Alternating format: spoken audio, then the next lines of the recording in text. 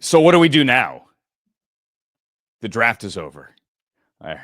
Rookie mini camps are coming up. Welcome to another edition, thankfully, mercifully, God bless, a post-draft edition of Thinking Out Loud. Yes, Tim Hardaway Jr. got fouled. Thank you for being here, friends. It is still NBA playoff season. The hockey playoffs are going on as well. Baseball is in full spring, even though it's cold in a lot of places. But it is draft season. It is always draft season. The draft is over. 257 players were selected over 3 long, glorious days in Green Bay. I was not there. I was in Cleveland. More on that in a second. But from all accounts, all my friends and colleagues and coworkers who were there say Green Bay was an amazing host, and nothing would. It's not a surprise because Green Bay is as fun and as cool and as amazing an atmosphere as there is in the NFL. Not just Lambeau Field, but the town and everything that the great state of Wisconsin brings on a football Sunday or Monday or Thursday or whatever days we play games these days, Saturdays and Wednesdays, and you get my point. But the idea that it could be the host and be a host like that, it was awesome. And it's over. And we're here to talk about it. The world did not end, right? The draft happened. Everybody is happy. And we are happy to fill the next 35 or so minutes with hot sports opinions. My name is Andrew Siciliano. Sam Patesh is laughing at a reference, former coworker. Hot sports opinions. They feel good, and I know we'll have a few today. And the world has had plenty spewed at them over the last 3 days. That was interesting. To Lambeau, by the way, and to Green Bay, I heard $100 million to the economy of Green Bay over the course of the weekend. That was what a lot was of people were there, and it's was not just Green Bay because there aren't enough hotel rooms in Green Bay. It's Appleton. Yep. Which has another airport and plenty more hotel rooms. It's Milwaukee, where plenty of people had to fly into and then drive up to Green Bay. It's the entire region. It is a party unlike any other. And next year, everyone will find out that it's really hard to fly to Pittsburgh as well. But not as hard as it is to fly to Green Bay, but flying to Pittsburgh ain't easy either. No, and you and I have obviously been to Lambeau Field. It's so beautiful to see these quintessential suburban streets with homes on them, and then look up to your left or right, and that's a rather large football stadium in our backyard, basically. I mean, it's amazing to see tiny streets surrounding that stadium the way that it does. It's glorious, and it does give a sense of community around the team, and we all know that the fans, quote unquote, own the team. It does give that sense there. It's unlike any other place because of that. But it was glorious, and you, Andrew, ended up right sort of in the epicenter of amazing storylines, and it was cool. I'm fascinated to hear more about how you just got to celebrate 3 days of what the draft really brings. It was different for me. I've certainly been embedded with the Rams the last couple of years in their draft house and being able to see how that sausage is made, so to speak, and to be there with the Browns yesterday or over the weekend as well. It was fun. It was different. I'm fired up. Let's get to it. And as we get to it, let me say this. Cam Ward was drafted number 1 overall. Okay. That's not a shot at any player. That's not a shot at any media member. That's not a shot at anything. It's let's celebrate Cam Ward because he's the number 1 overall pick. I thought it was really cool what my friend and my former co-host, Warren Moon, was able to do, fly down to Nashville and say, yes, you can wear my number. I am a Hall of Famer, and I want you to wear number 1. That was one of my favorite moments of the entire draft weekend. And I do think that lost in the Travis Hunter trade and then everything that happened with the quarterbacks, you were watching for 3 days. You get it, that the number 1 overall pick didn't get enough attention. And Cam Ward, congratulations. You were a no-star recruit. Is that what it was? A no-star recruit to number 1. Let me Google that real quick. No-star recruit. This is live Googling. I like Cam this. Ward. Okay. Yeah. So he was a 0-star recruit. Carson Schwessinger, who is the first overall pick of the second round, the Browns linebacker from UCLA, from Oaks Christian, right up the road from us in the Valley. Carson Schlesinger, a 0-star recruit. He was a walk-on. He could have gone to Bucknell. He walked on at UCLA. The first pick in the first round, the first pick in the second round, 0-star recruits. So kids, and I really do mean this is not meant like I believe the children are our future. I'm trying to give some inspirational speech at a high school.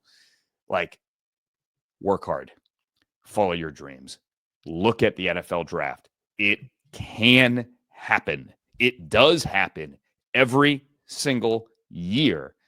And not only did it happen in this year in the 2025 NFL draft, it happened at the very first pick on day one and the very first pick on day two. That's awesome. You had a guy that ran a wing T offense in high school and then went to Immaculate Word. Yeah, before going to Washington State. But that's so amazing. I mean, yeah, incarnate Word. Sorry, not Incarnate Word. Incarnate Word. Yes, but Incarnate Word, and then Washington State, and then Miami, and Carson Schlesinger, who played at a big time high school football program, but didn't get any offers really, nothing of any significance. 0-star recruit, and he was the first pick in the second round. And I can tell you there are defensive coaches in plenty of other buildings that wanted him badly. So teams that went, or people that went, well, that guy, the 33rd pick? Yeah, that guy's the 33rd pick, right? Some people thought when the Eagles traded up, they're going to get him. They're going to get Jahad Campbell, who's a heck of a player as well at a big-time program as well, with a shoulder injury, obviously, but a very good football player and a Philadelphia hometown kid. Happy for him. Plenty of other teams wanted Carson Schlesinger. The Browns were picking 33 and 36. If they thought he would be there at 36, they would have taken him at 36 and somebody else like Quinshon Judkins at 33. They just felt like there was so much heat on him, they had to take him at 33. But now that we talk about Cam Ward, Sam, let's get to the next biggest story of Thursday night, and that would be the trade for Travis Hunter. To start things out. I mean, that was... To start things out. I'm a big fan, as you well know, of both things can be true. And I firmly believe this, and I tweeted this Thursday evening when the trade went down. The Browns got great value. I would have loved Travis Hunter. Both are true. I was asked Thursday morning, hey, if they trade out, like, what do you think it would take? Like, what would make you feel good? I go, I'd want at least a 1 and a 2. Oh, my God, they got it. They got the 1 and a 2. They got the 2 this year, 36 overall. That became Quinshon Judkins. And they got the Jaguars number 1 in 2026. They got a quarterback premium to go down 3 picks where you're still in the blue chip zone. That is a great deal. By the way, I'm also happy for the Jaguars. James Gladstone, watch him come up all the way from St. Louis. Known him for a while. I couldn't be happier for him. Jacksonville is getting a great football player. Both can be true. The trade was good for both teams. Truly good for both teams. But that pick doesn't pay off until 2026. More importantly, Travis Hunter. We don't know what he's going to do this year either, nor Mason Graham for that matter. So I'm going to use that trade to take it to the one big point I want to make today. Don't listen to anybody's draft grades. Draft grades are clickbait, and they're worthless. At least they are right now. Every draft grade should be I, as in incomplete. You ever get an I on your report card? I did. My junior year at Syracuse, I had mono. I had to go home. I couldn't take my exams at the end of the first semester. So I had to come back in January when I was healthy again and finish my exams and get my grades from the fall. So I got an I on everything for incomplete. Every team, all 32, your draft grade is incomplete because we will have no idea whether or not the picks that your building made are any good and what they do for your franchise for at least 2 to 3 more years. 3 is generally the marker I lay down. Call me in 3 years. I think after 2 years, you get a pretty good idea, but every team gets an I, as in incomplete. Are you really going to scream back at your TV or click something on social media when somebody gives your team a C and you think they deserve maybe a B plus? Don't fall into the trap. Now, mind you, I've done it before. Okay. We're all part of this draft industrial media complex here. It's all for clicks. It's all for views. It's all for conversation. It's all for argument. I get it. I've been part of it. At NFL Network, we used to sit there in our Monday production meeting, and I'd have producers say, hey, we're going to do draft grades. I'm like, I don't want anything to do with them. Like, we'll put them on, but you got to give me a minute to say, these are pretty silly. Kyle Brandt this morning on GMFB did the same thing. Bless you, Kyle. Okay? We're going to pull back the curtain and say, the grades are silly. We want you to read them. By the way, we want to discuss the draft as well. And we may have, of course we do, in our mind, hey, I wouldn't have done that.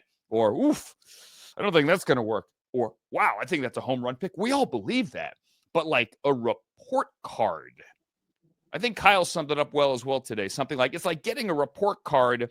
No, Schefter did. It's like handing somebody a report card on the first day of school. I don't know what kind of student you're going to be. Why don't you come to class? We'll see how it goes. You're going to work hard. You're going to study. You're going to get good grades. Okay, well, then I'll give you the grade after you work hard and study and see what you get. It's an incomplete. No one's ever given a report card before their students show up. It's not how it works. But backpedaling to my initial point here, I do think both the Browns and the Jaguars got it right. Jacksonville's pushing all its chips to the table, in the middle of the table, with a new head coach and a new GM, and they're going to build a new stadium. And they're like, you know what? We want Travis Hunter. He's from Florida. He's an amazing football player. Truly an amazing football player. He is. He's awesome. And the Browns are like, hey, we couldn't stop the run.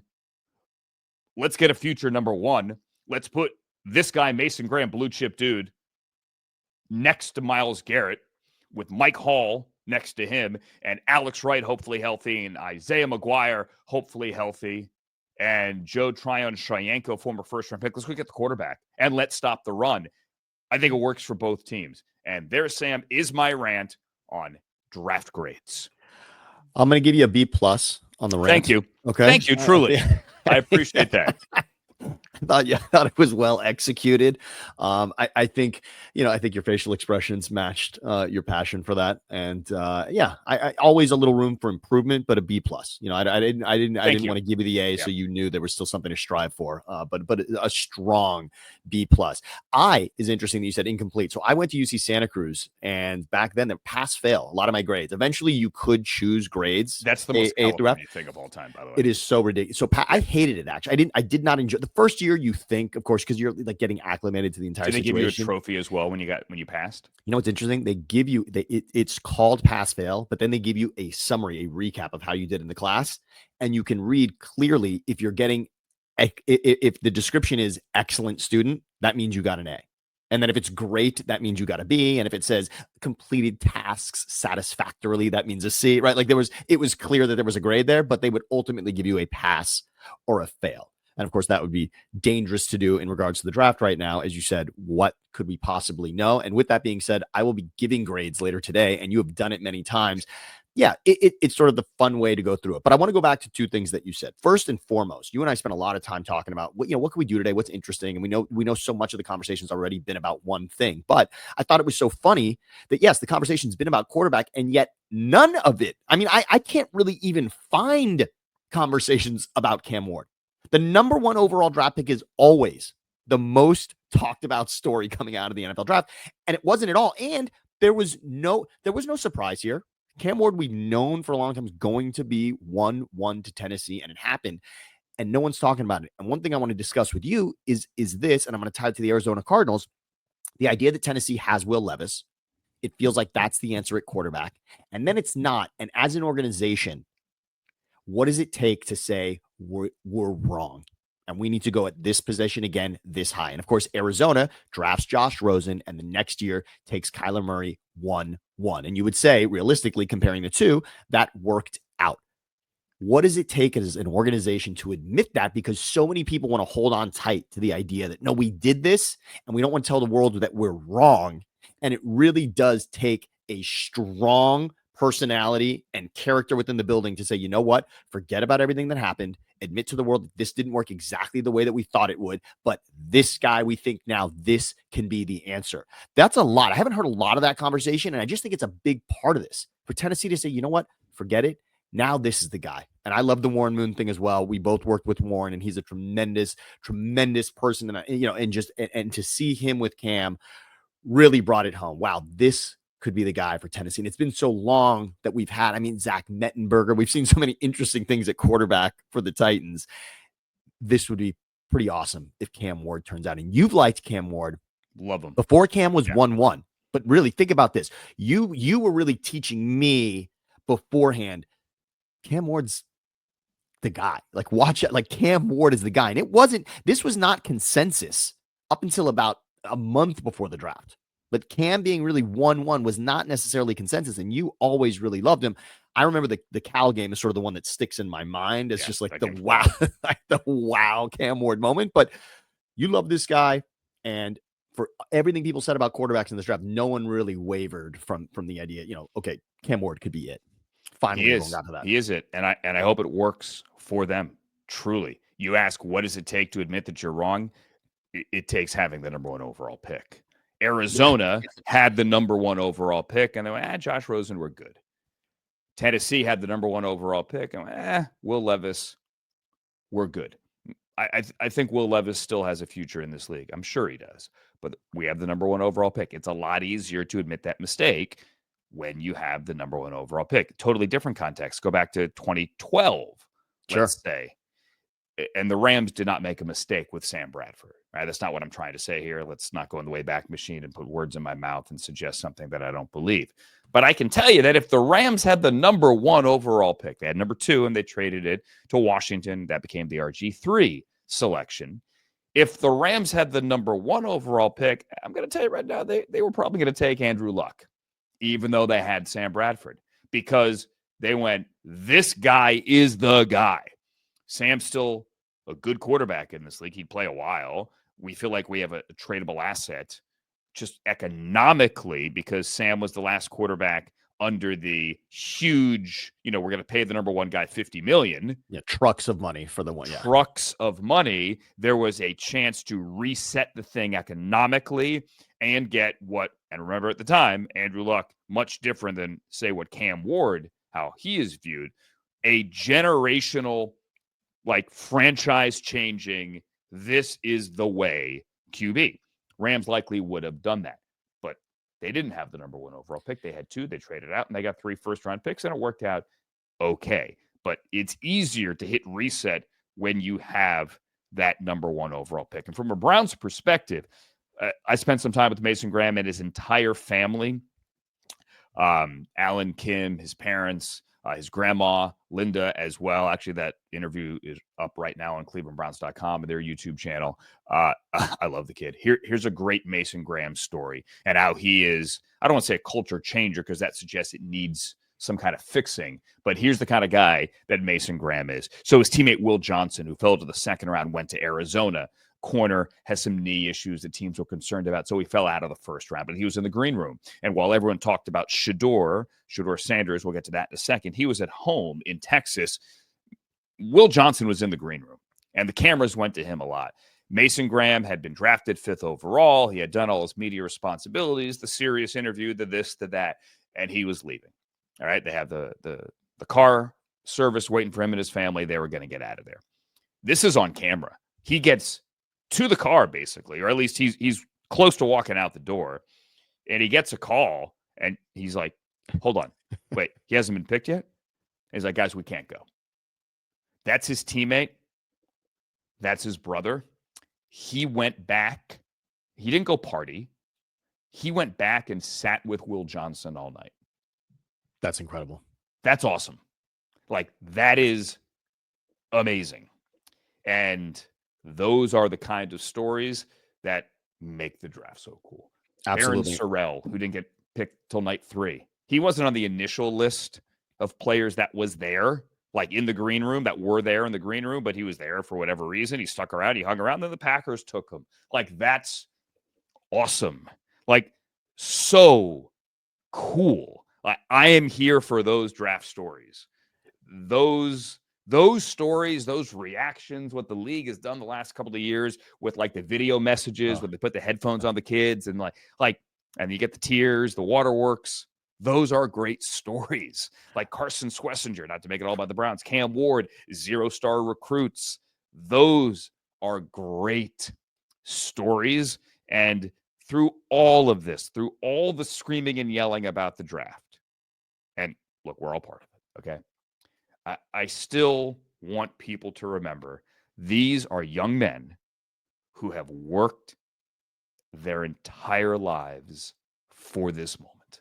And speaking of that, you brought up the Andrew Luck, the Sam Bradford, the money that went to the quarterbacks, or not to quarterbacks, but to that number 1 overall draft pick, and how the money was just given out.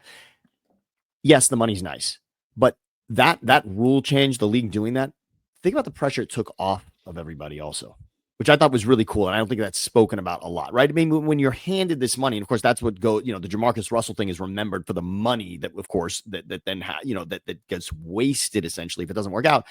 To take that away from the entire conversation is a nice sigh of relief. The other thing I wanted to ask you about and just discuss moving forward as we do that, as we click the clock forward after the draft, but Travis Hunter, the idea of sort of 2 players in one and what Jacksonville is going to get.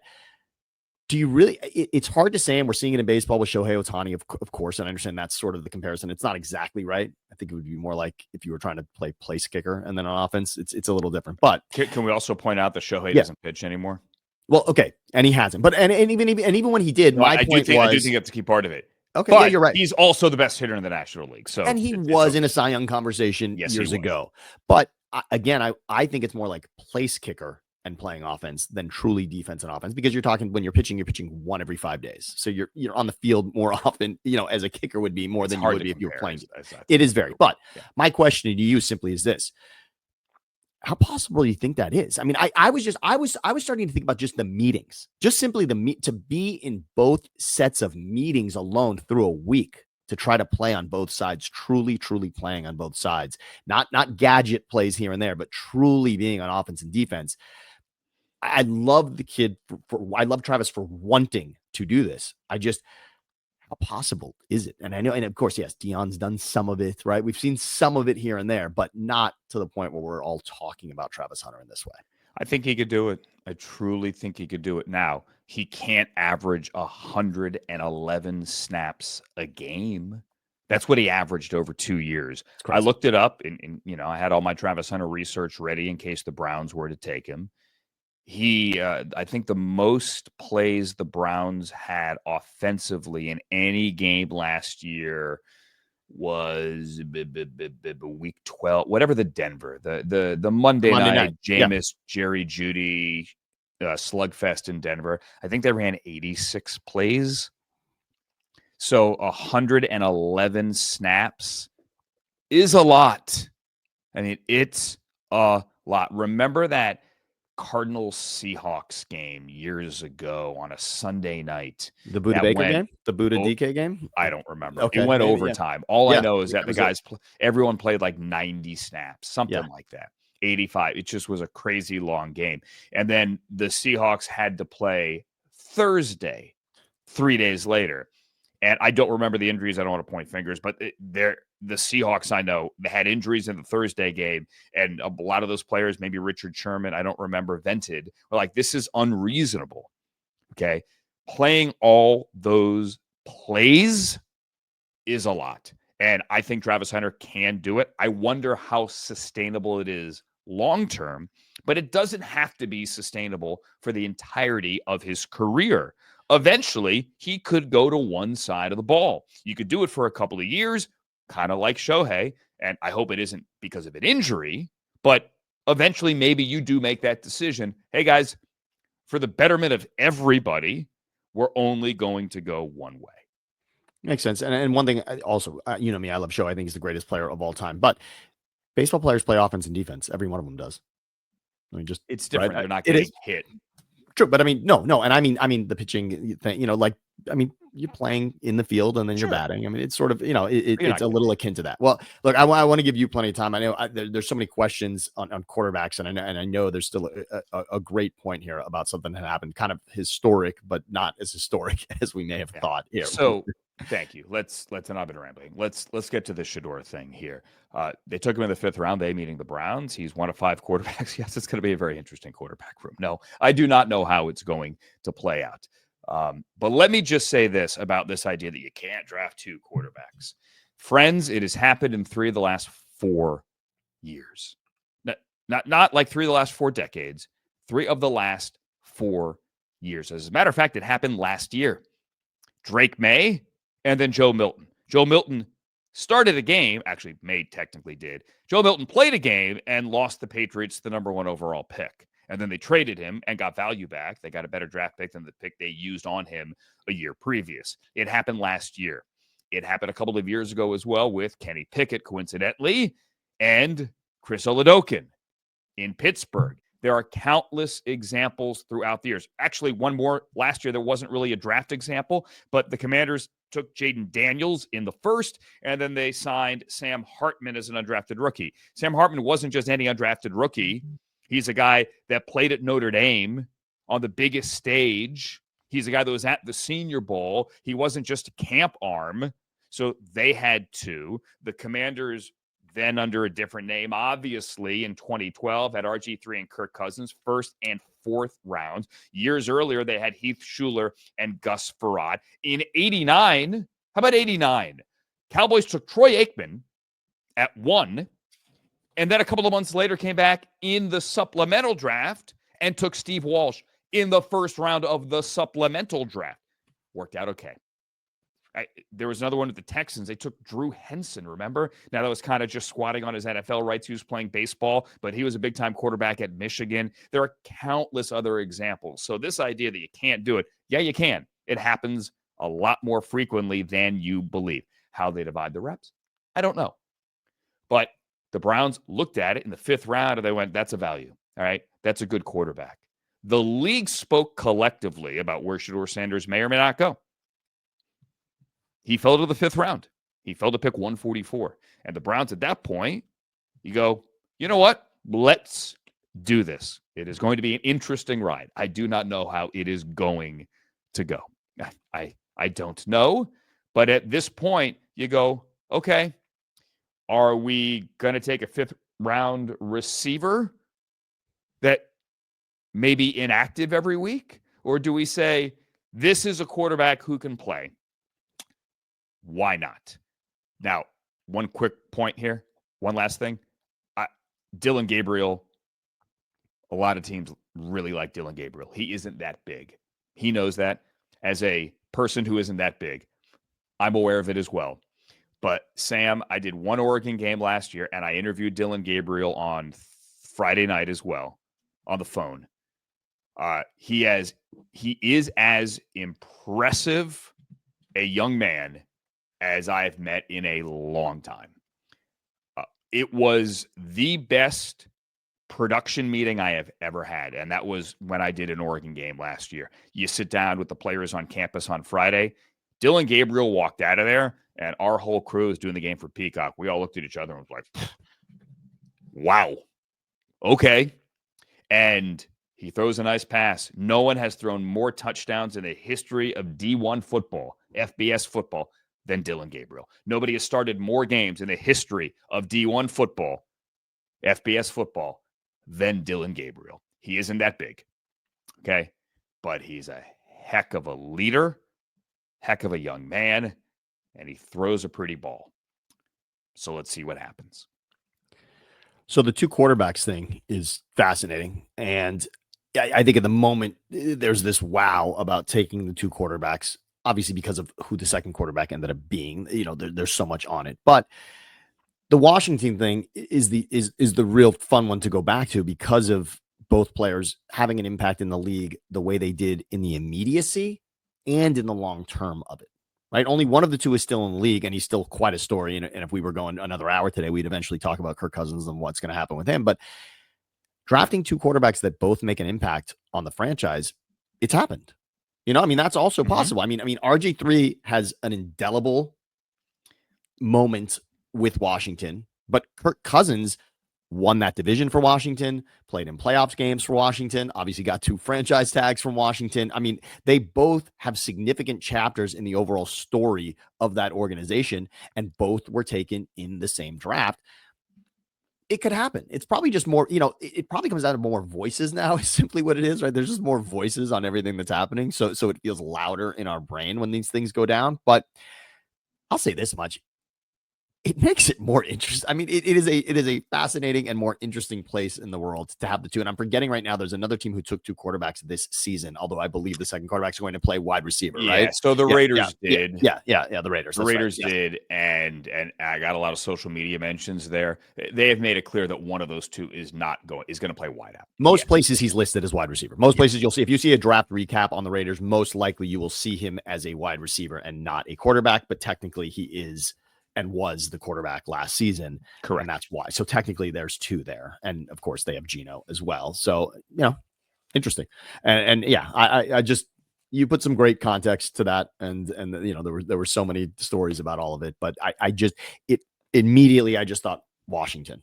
It's not out of the, you can like 2 guys and they can both be great. They can both end up being something, and and that's it. That's just kind of how the world will remember it like this. The Washington thing was a bit different because you took RG3 at number 2 overall, and then you come back and you take Cousins in the 4th round. The Patriots thing last year, you took Drake May at 3, 4, whatever it was. You took him in the top 3, I believe, and then you came back and took Joe Milton on Saturday. That's a lot different. What the Browns did, I have not seen in a while. They took quarterbacks with consecutive selections. Now, there is a big gap in between those selections. Big gap.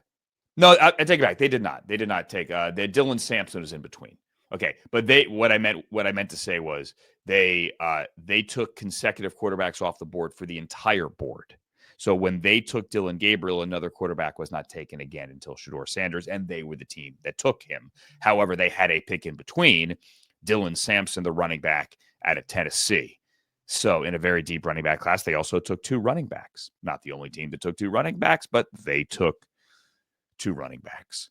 And it all goes back to Tommy Mellott, by the way. Tommy Mellott is the one that's going to switch to wide receiver. Yes, exactly. From, I believe that was Mellott. Is it Montana State or Montana, right? Yeah, North Dakota. They actually played against each other in the FCS championship game, the 2 quarterbacks, if I recall.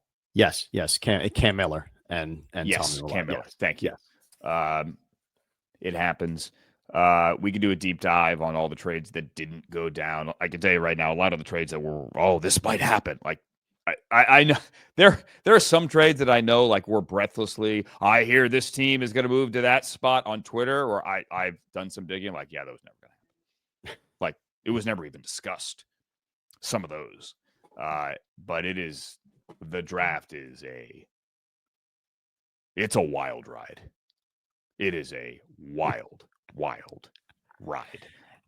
And I also want to give credit, and I know you've been such a big part of it, but Rich Eisen, just to watch over the course of 3 days, to be on that desk, and you spent really, and you spent 3 days in it as well. I mean, of all the Olympics is also another one that you did that I find, sort of like brain expanding, like, wow, how do you get that much information in? But from an NFL assignment standpoint, the draft is the most comprehensive and frankly difficult of all, right? I mean, it simply is because of the amount of players that you now have to open yourself up to, period.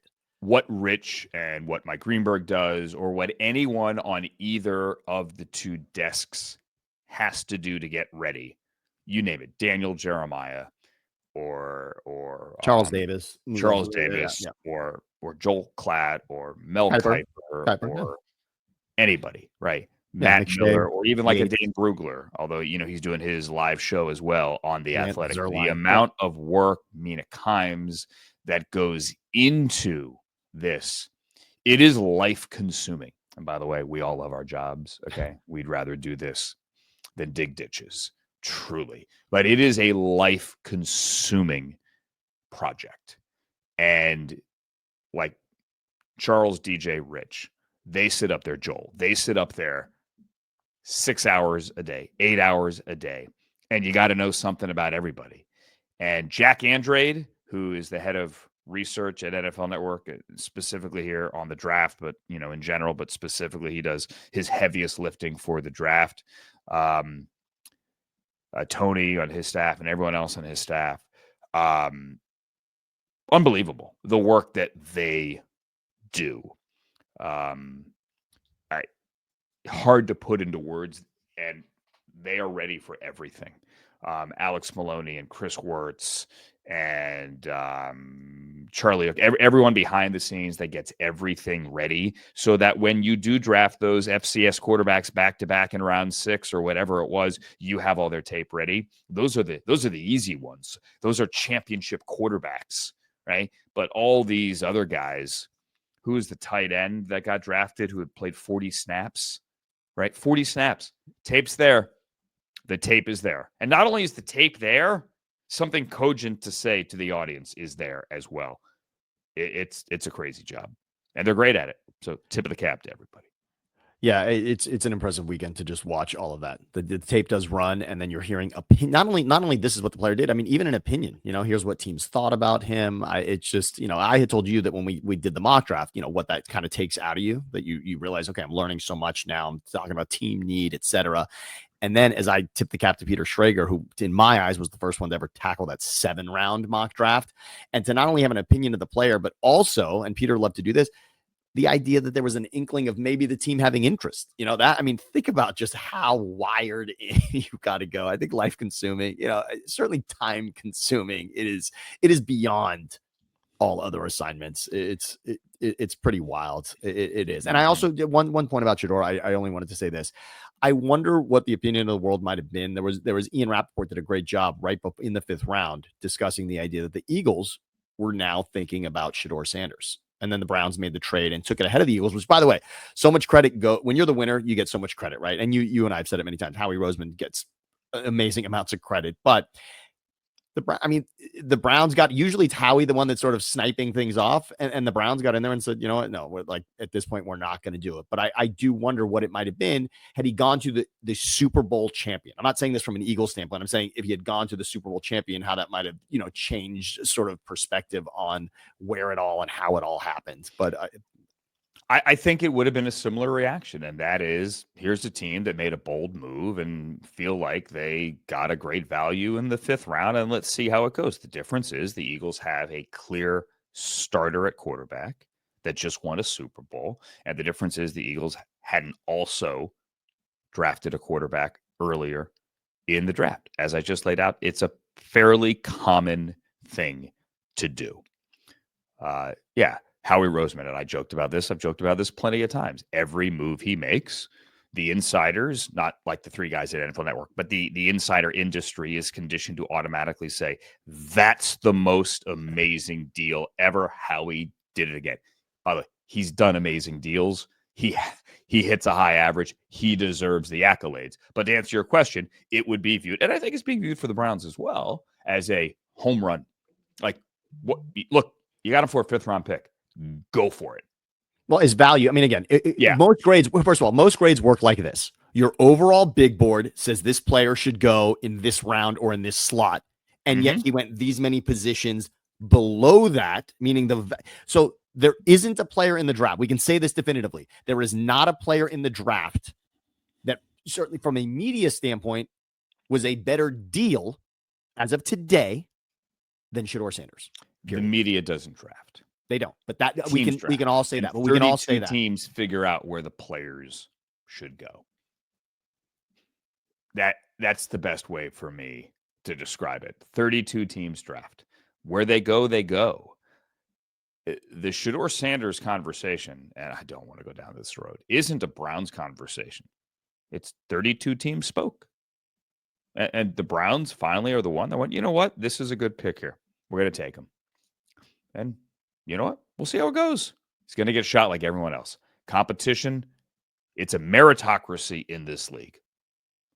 If you're the best player and you're going to help the team win 9 times out of 10, 9.9 times out of 10, you're going to be the guy on the field. Don't know how they're going to divide the reps, but here we go. It'll be fun. Rookie mini camp in 2 weeks.